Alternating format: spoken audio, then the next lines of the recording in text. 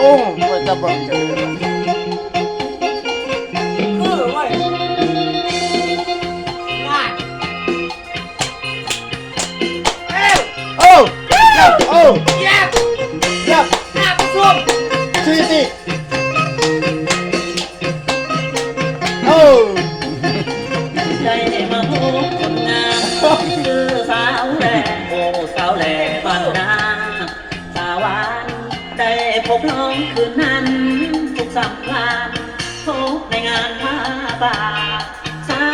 มัคคี แล้วมันเป็นไงมันเป็นดำเมาใช่ไหมเนี่ย โอ้สาวแหล่บ้านนาเจ้าสวยเด่นดังพระจันทร์วันเพ็ญพร้อมเป็นสีไอ้พักน้องฝากไว้ในตรีโปรดสงสารปานีและเห็นใจไอ้จากบ้านนามาหาน้องฟังปากของ แจ๊กจะซื้อด้วย ให้สดใสยังแต่น้องคนดีก็เห็นใจดีกว่ายากจนคนบ่มีไอ้จะหาเงินทองไม่ขอแต่งลองแบ่งหลายของจะไปขอให้น้องดีตลอดรอวันนั้นวันที่ว่า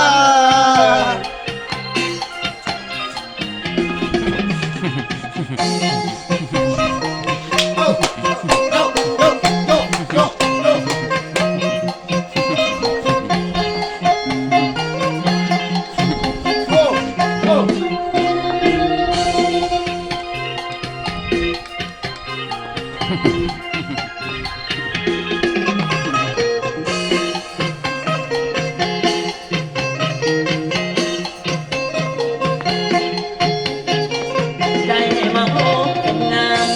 คือสาวแหล่โอ้สาวแหล่บ้านนาตาหวานได้พบน้องคืนนั้นทุกสำคัญ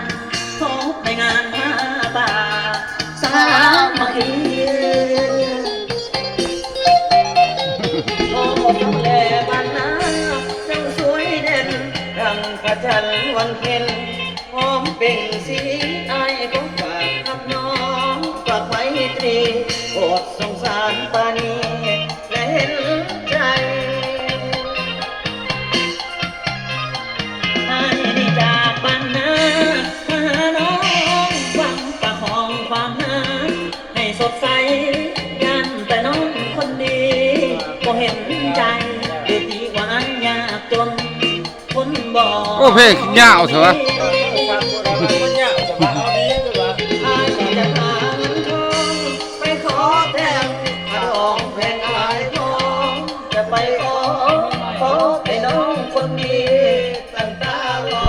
น้องรอวันนั้นวันที่ว่า